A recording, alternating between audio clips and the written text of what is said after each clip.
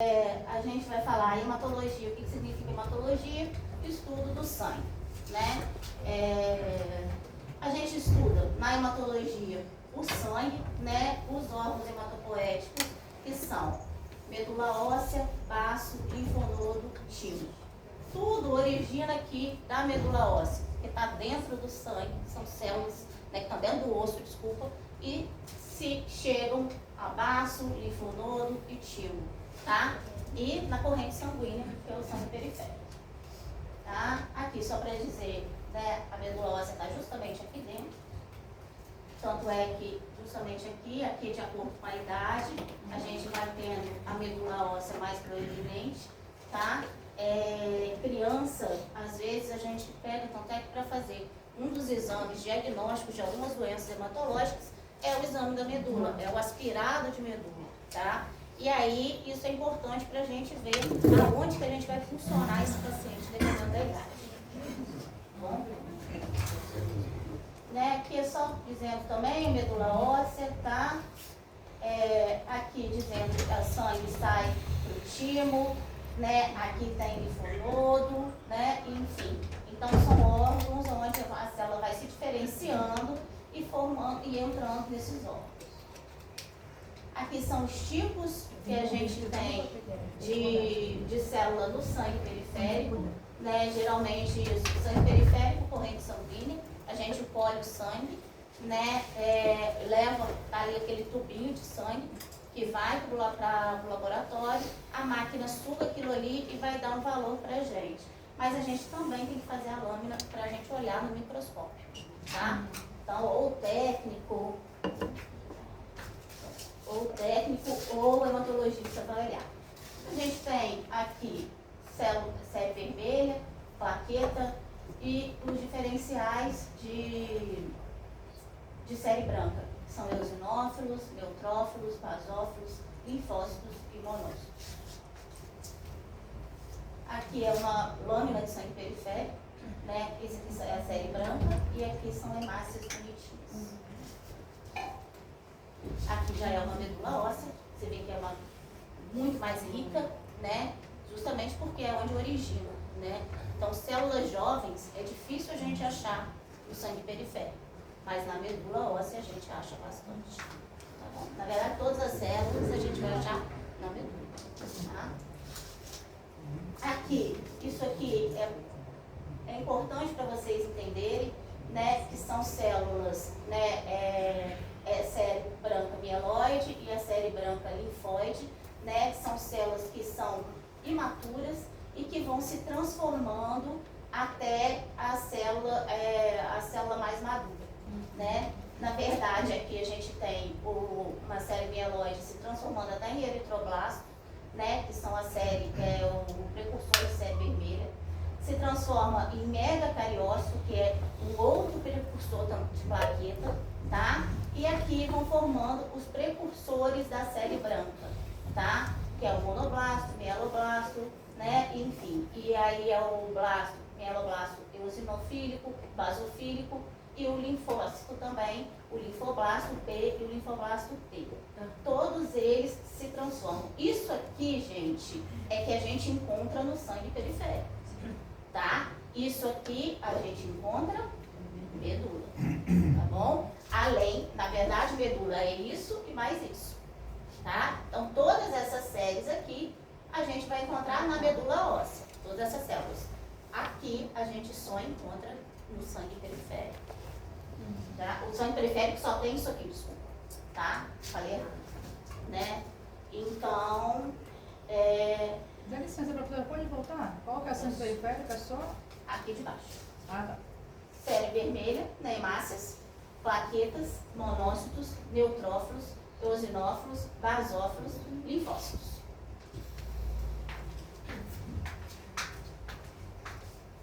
Esse ar está desligado, só pode. Esse ar está desligado. Tá ventilando só. Só está ventilando. Enfim. E aí a gente vai falar agora o que a gente avalia. O paciente chega para você, é basal, é básico isso aqui para todos nós, né? Para qualquer disciplina, anamnese, exame físico e uns exames complementares. Exame de imagem, exame laboratorial e histopatológico, tá? Porque a gente tem neoplasias hematológicas, então a gente precisa de histopatologia, tá?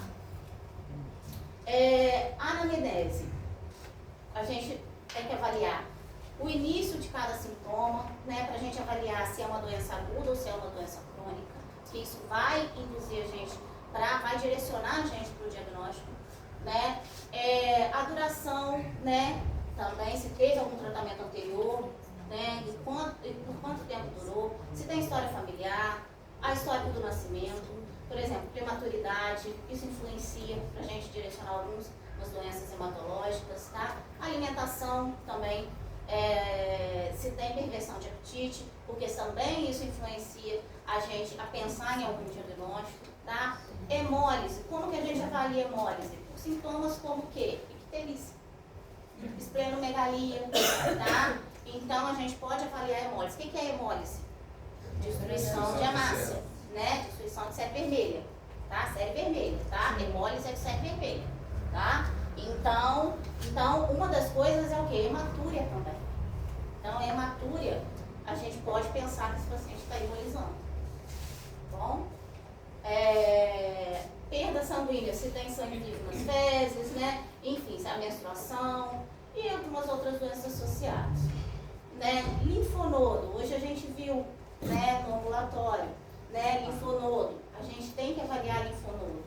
Avaliar linfonodo como? As características desse linfonodo, o tempo de duração de aparecimento desse linfonodo, se vem crescendo, se está diminuindo, se fez uso de alguma medicação, tá? Então, se tem algum sintoma associado, né, isso faz a gente, como perda de peso, sudorese, febre, né, se tem alguns antecedentes sexuais, se teve alguma viagem recente, se faz uso de alguma medicação, se teve uma exposição prévia à radiação, que isso faz pensar a gente em neoplasia, tá? Então, dependendo, e a característica desse linfonodo, por exemplo, o linfonodo, ele tem, a gente vai falar isso também depois na aula de linfoma principalmente, né? Porque dependendo, muito comum você ter linfonodo, principalmente em criança, você ter linfonodo palpável.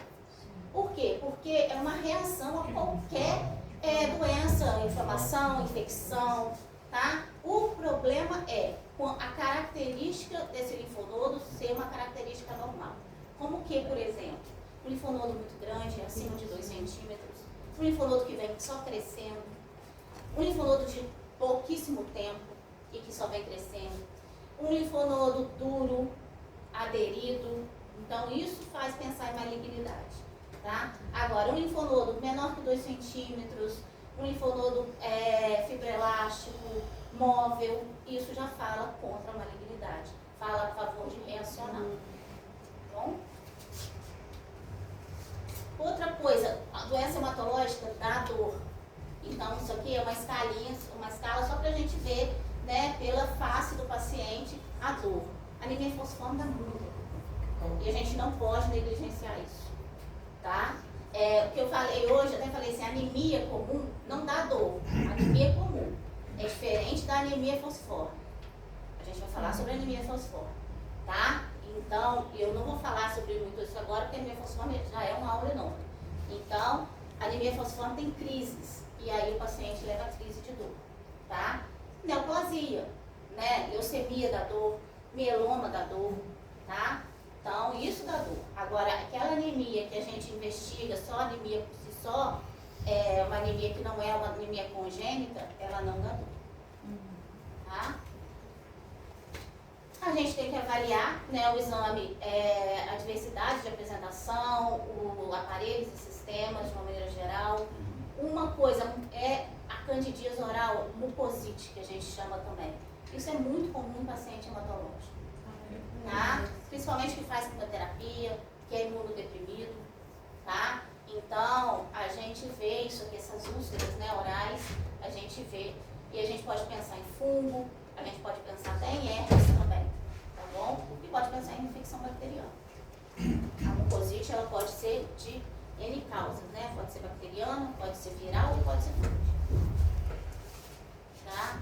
Rinite angular, tá? Né, comum em anemias ferroprimas, né, que é a anemia hoje mais comum que a gente tem, né, anemia ferropriva, por deficiência de ferro, tá? Essa anemia, a língua despapilada, essa língua avermelhada, né, a gente vê muito em anemia megaloblástica. Essa hiperplasia de gengiva, a gente vê muito em LMA, leucemia mieloide, tá? Essa macroglosia, uma amiloidose, né?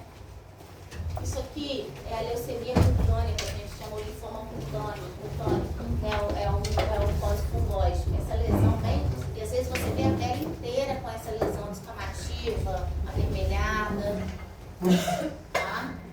Isso aqui são petequiazinhas e equimoses, né? Muito comum em coagulopatias, tá? Muito comum em coagulopatias. Isso aqui já é diferente. A púrpura de Renox-Schönlein, ela tem, na verdade, o sintoma de, né, é uma púrpura, são petequias, mas ela faz o diagnóstico diferencial com outras coagulopatias. Isso aqui é uma vasculite. A púrpura de Renox-Schönlein é uma vasculite. Ela não é uma doença hematológica. Por quê? Porque ela não leva alteração de plaqueta e nem alteração de coagulação, tá? O problema é no vaso, tá bom? Então ela é uma vasculite. Isso é o diagnóstico diferencial de coagulopatias. Essa é. Hemartrose, muito comum em hemofilia, né? Sangramento articular, né? Isso é bem comum em quem é hemofílico, né?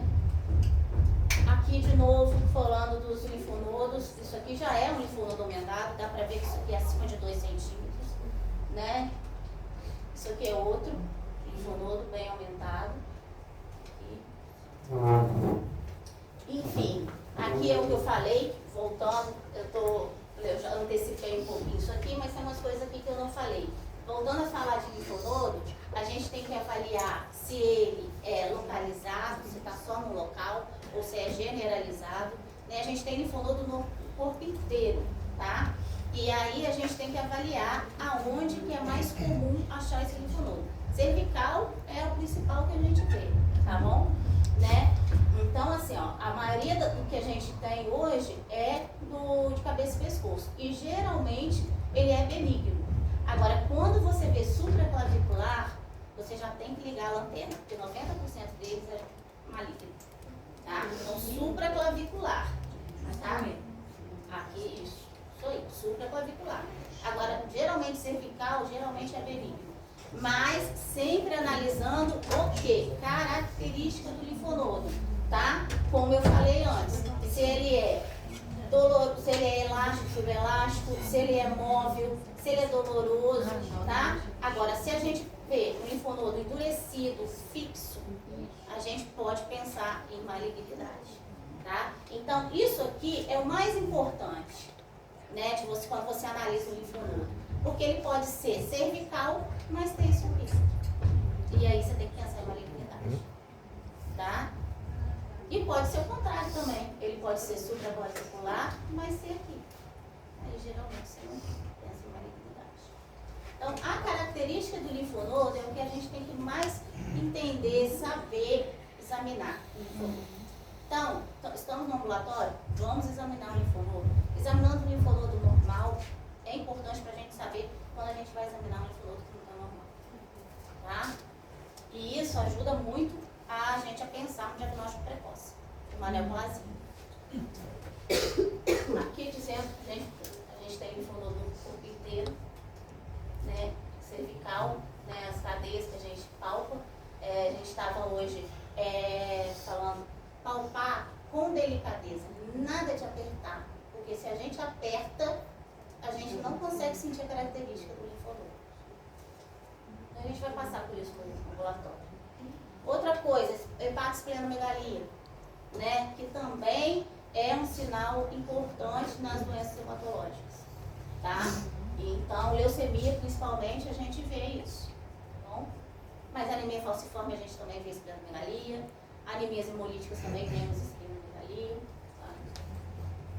Isso aqui é a LLA, leucemia linfóide aguda, ela pode fazer infiltração testicular. Então, o testículo fica aumentado, fica endurecido, você vê uma assimetria testicular, tá? Doloroso, isso é importante. Então isso é para quê? Para a gente pensar que a gente tem que examinar o paciente inteiro. Tá? Então o exame físico é muito importante, porque ele vai guiar a gente. A anamnese é muito importante, o exame físico é muito importante para guiar a gente para os exames complementares. Né? Aí vem os exames de imagem, exames laboratoriais e os exames histopatológicos. Né? Aqui, por exemplo, alargamento de mediastino. A gente pode pensar em várias doenças neoplásicas quando a gente vê um raio-x de tórax por esse alargamento de mediastino. O linfoma é uma delas. Né? Aqui de novo, o timo, né? Na verdade, a gente tem que ver. Isso é muito importante para a gente não confundir timo com alargamento de mediastino. Isso é bom a gente avaliar até com o radiologista. Se a gente tiver dúvida, a gente tem que avaliar. Aqui são lesões líticas, que é muito comum no mieloma, tá? Aqui a gente tem também outras lesões líticas. O mieloma é um dos que mais dá lesão lítica, e é por isso que ele dá muita dor. Tá? Mieloma múltiplo, o paciente tem muita dor. Aqui um linfoma, uns linfonodozinhos, né, que a gente vê, infiltração. Aqui também, aqui é um PET, aqui é pela TC comum, tá? É uma TC comum e aqui é um PET. TC a gente faz individualizada de cada área, né? O PET já vê o corpo inteiro. PET é uma maravilha, principalmente para estadiamento de câncer, né? Para estadiamento de neoplasia. Só que o problema é conseguir o PET, porque ele é caro, né? E aí o SUS, a gente tem que pedir autorização de prefeitura para conseguir fazer isso. E nem todo lugar tem PET. Itaperuna, a gente é um centro de referência, que eu falo a gente porque eu trabalho lá, na oncologia lá. Então, assim, a gente é um centro de referência oncológica na região, mas a gente não tem PET. Hoje em dia, a gente está fazendo também, como falei aqui, é porque a ressonância de corpo inteiro, que é uma coisa mais recente. Então, ela está hoje aí brigando um pouquinho com o PET. Porque o PET ele tem radiação, a ressonância não tem. Só que a gente tem que saber avaliar uma ressonância também de corpo inteiro por difusão. E aí são pessoas bem específicas. Hoje em Itaperuna a gente tem a ressonância de corpo inteiro e tem especialista para isso, né, que ajuda a gente também bastante. Mas o PET ainda está como o melhor para estadiamento de tumor, né? Mas a gente consegue encaminhar a paciente para Muriaé para fazer. Muriaé tem o PET, tá? Enfim, de exames laboratoriais, um exame que é primordial é o hemograma, né? A gente vai ter uma aulinha sobre hemograma. Graças a Deus chegou. Todo mundo quer essa aula, né?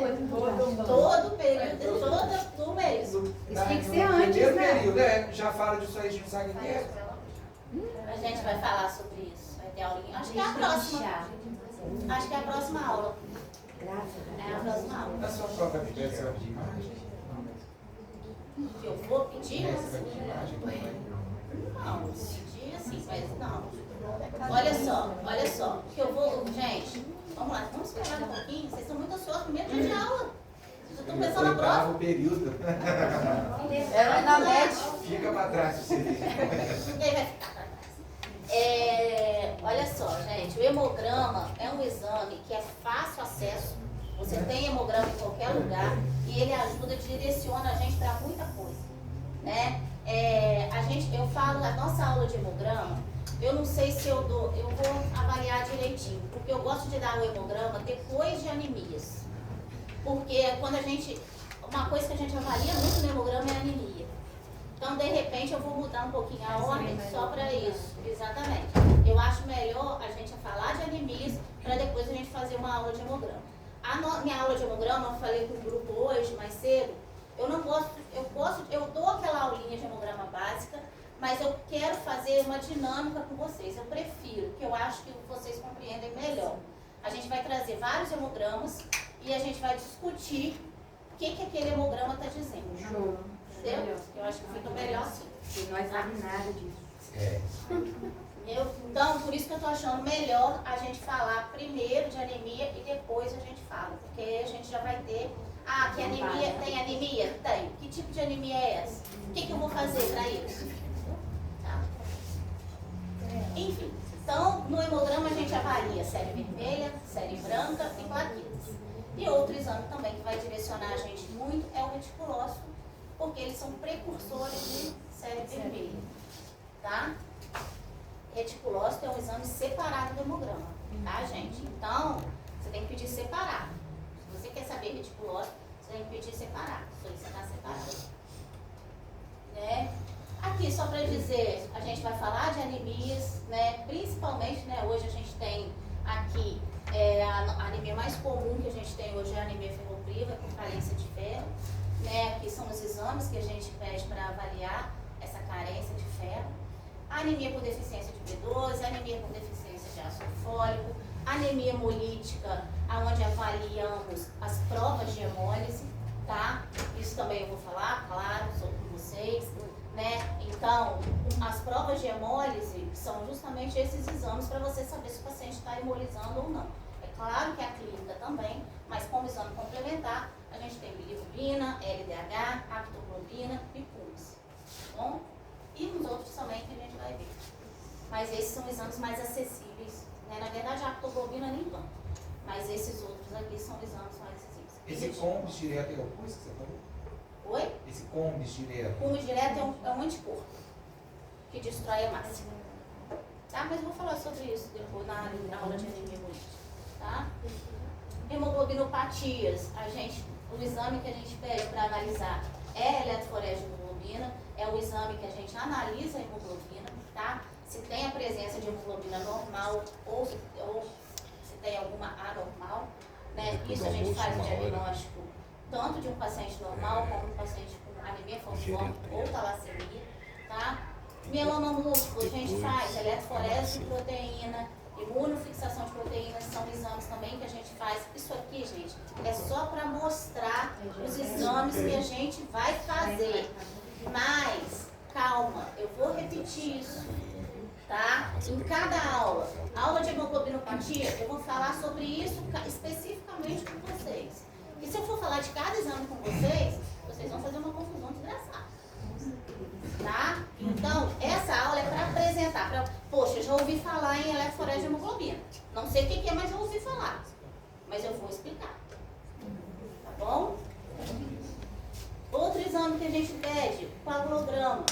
No coagulograma, gente, isso aqui já está muito em desuso, tá? Tempo de sangramento, tempo de coagulação, prova do laço. O que a gente pede mesmo é o quê? Montagem de plaqueta, TAP e PDT. Tá bom? Para a gente avaliar se o paciente tem alguma coagulopatia. E esses são os exames. Aqui, um exame também muito característico é o exame do mielograma, ou aspirado de medula óssea é a mesma coisa. Mielograma e aspirado de medula óssea é a mesma coisa, tá? Você coloca uma agulha na crista ilíaca posterior e suga o sangue. A agulha tá aqui, ó. Tá vendo? É uma agulha grossa, né? Aqui a gente faz geralmente aqui, né? No adulto a gente pode fazer de externo também. E uma outra é a crista ilíaca anterior. Mas o mais comum é a gente fazer a posterior. Leva anestesia? Tá? Criança, eu faço com sedação. Certo. Agora os adultos, certo? Agora os adultos, vocês não fazem. Eu não sei. Eu fiz super. Eu sou hematologista pediatra, né, gente? Então eu sou mais. Mesmo mais. Ah, mas sei lá, deve ter mais.